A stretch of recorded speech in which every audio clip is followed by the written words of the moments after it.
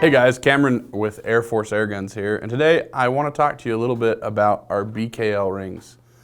Now, many of you probably do know, but for those of you who don't, we actually manufacture BKL rings in our facility in Fort Worth, Texas. And they're made using aluminum extrusions, and they're made out of all one piece of aluminum.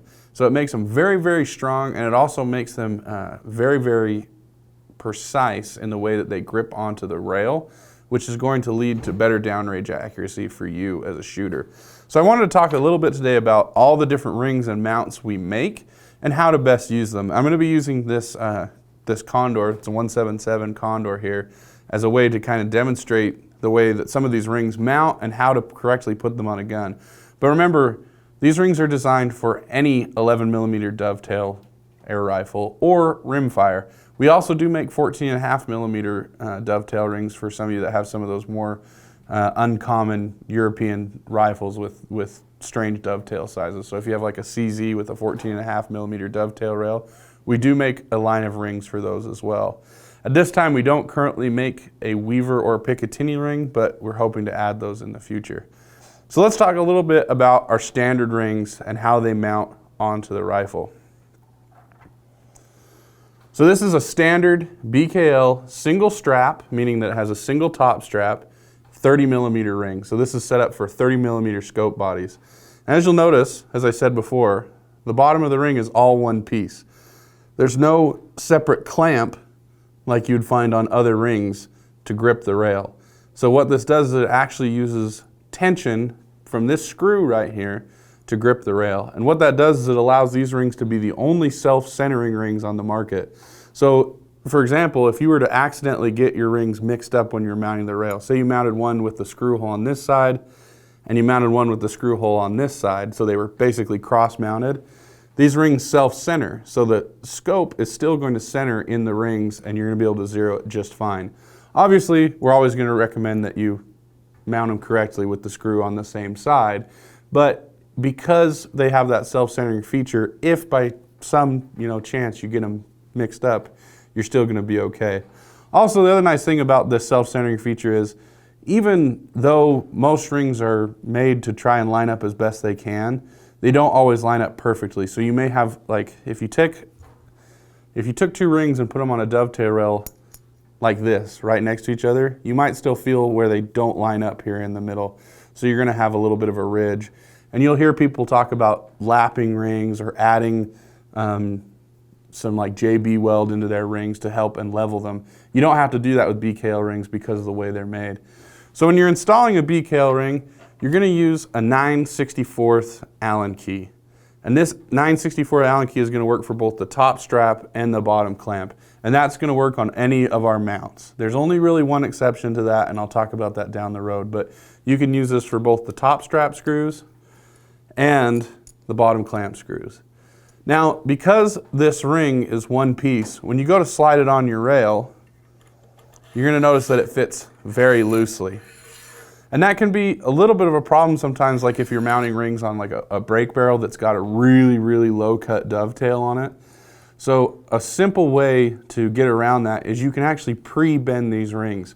These screws are lubricated in here so that you can tighten them and pre-bend them by putting just a few turns of the threads on this screw, and that tightens the screw down and it pre-bends this base. So you'll notice if it's bent, you'll try to slide it on and now it grips.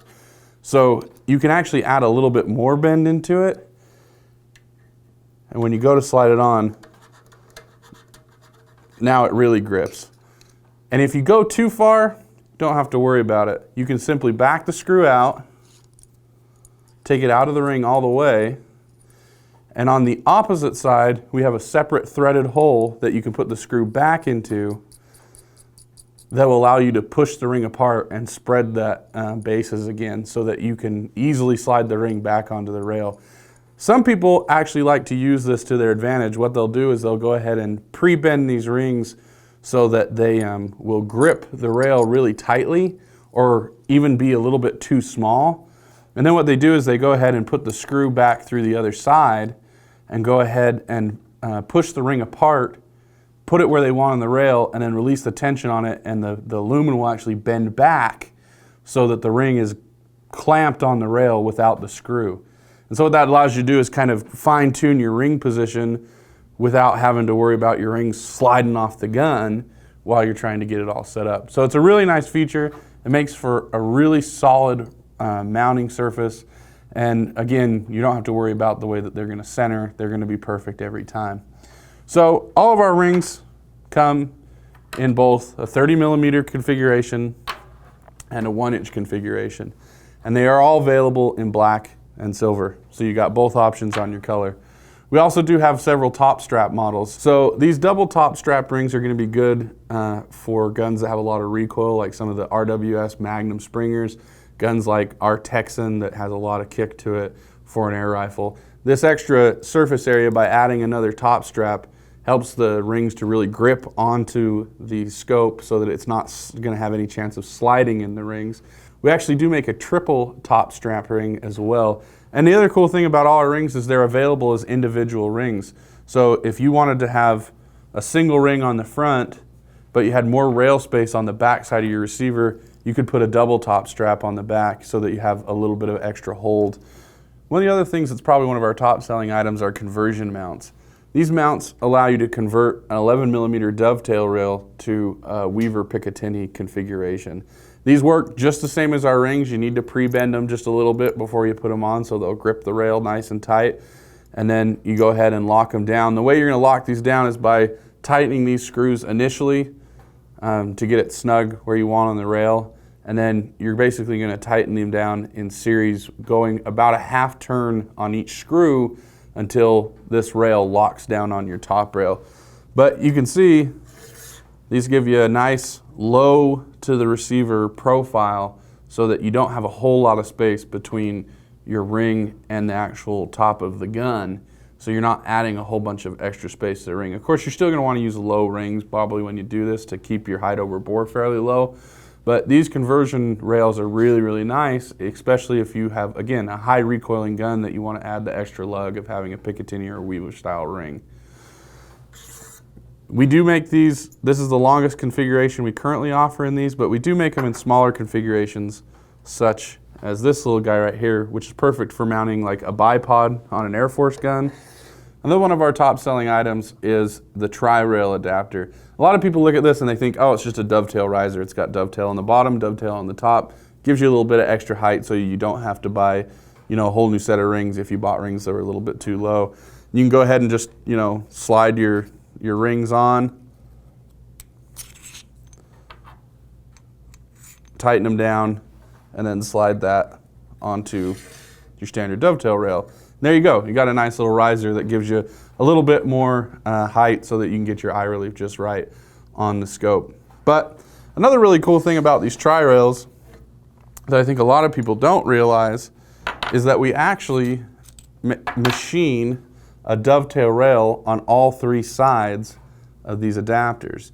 And what's great about that is it allows you to mount a secondary accessory onto your scope mount without having to add extra rails on the gun. So say you've got a brake barrel and you want to put a scope on your brake barrel, but you also would like to add a red light for varmint hunting.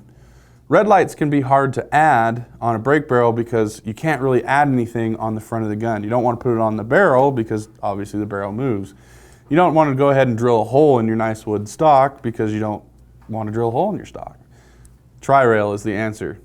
You can go ahead and put your tri-rail on your dovetail, go ahead and mount your rings onto it, and then you can take an adapter such as this and it will mount on the side of your adapter rail. And what that's going to allow you to do is mount your red light right there on the side. So here you have a nice compact package where you've got your scope and rings mounted on top, and you've got an additional mounting surface here on the side so you can run your light tucked in nice and tight right underneath your scope. This is actually a really great feature if you're running a night vision setup. So we typically use the ATN X sights, and the new X sights mount using standard rings. They use a 30 millimeter ring. So what we do is on our Texans that we hunt at night with, we go ahead and we put a tri-rail adapter with two high 30 millimeter rings. We go ahead and mount our X sight in the rings. And then what we can do is we can take our IR illuminator, which is basically required for night vision. It's like a flashlight that's invisible to, human eye because it emits infrared light. And we mount that IR illuminator on a pick rail adapter mounted on the side of a tri-rail. What that does is it makes for a very nice compact package, because if you have your illuminator out here on the barrel, it can be hard to reach up and adjust that illuminator when you're in the field, or it could be hard to get down nice and low and get tight if you're shooting from the prone. It keeps it all a really nice, tight, clean package. And again, you have 3 rail mounting surfaces, so say you had a flashlight on one side and a laser on the other, you can go ahead and add another ring just to this other side, clamp it down, and there you go. So it's kind of like a rail interface system on an AR-15, except on a micro scale. And it allows you to basically have one interconnected optics hub that you can remove just by taking a few bolts off and slide the whole optics package off your rifle and not have to worry about readjusting it to put it back on. Another mount that we make that's extremely popular is our Rimfire mounts.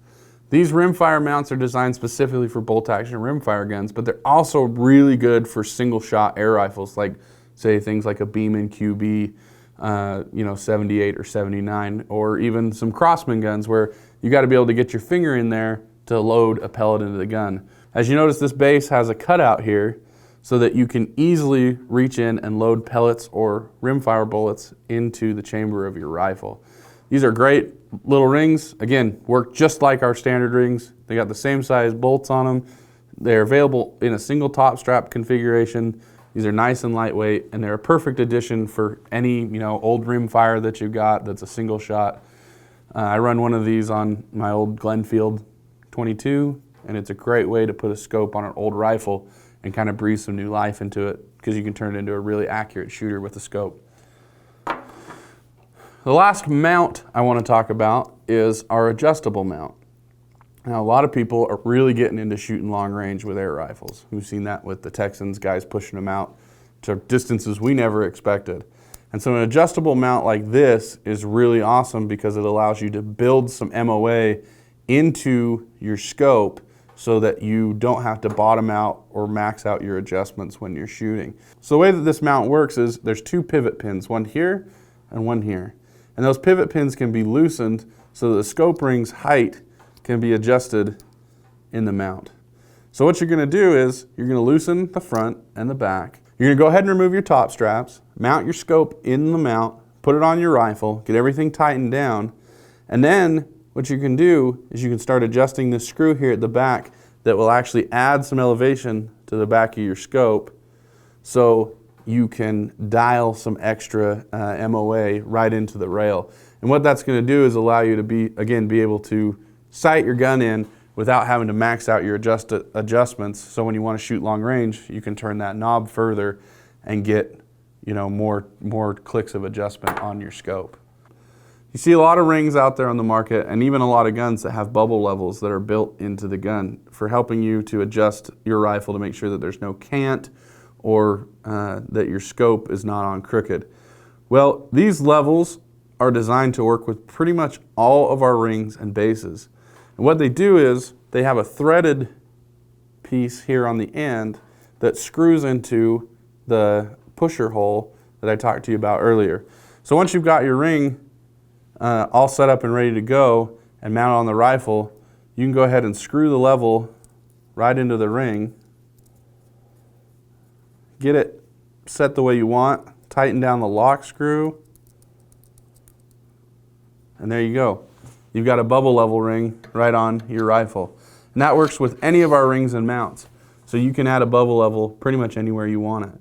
A lot of people that shoot field target and bench rest really like that feature, again, because it makes sure that the rifle's not canted and that can affect your shot. We've put that capability in all of our rings. We do also offer a ring that has a bubble level built into it that's folding. So it folds towards the back so that you have a nice clean package, and then when you're ready to use it, you can fold it out. And those are available separately. The bubble level is permanently attached to the ring, or you can go ahead and buy one of these add-on bubble levels and put it on there and remove it as you like. Guys, I hope that this video answered some questions for you about BKL rings and mounts. If you have any other questions, be sure to leave them down in the comment section below. We usually try to stick around in the comment section for a few days to answer any questions that you might have. I'll even log into the Air Force Airguns YouTube account and answer them from there for you.